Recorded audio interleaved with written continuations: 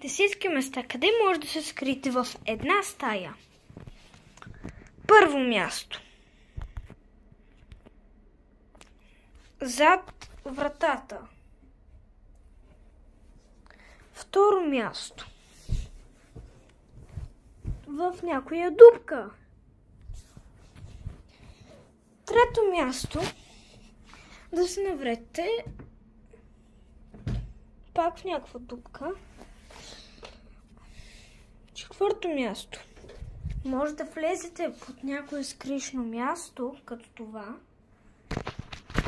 И пето място. Зад телевизора. Четвърто място. Шесто място. Зад масата. Седмо място. Под бюро. Осмо място. До бюро. Девето място. В шкафа. И десето място. Може би над шкафа и там горе. Абонирайте се за канала.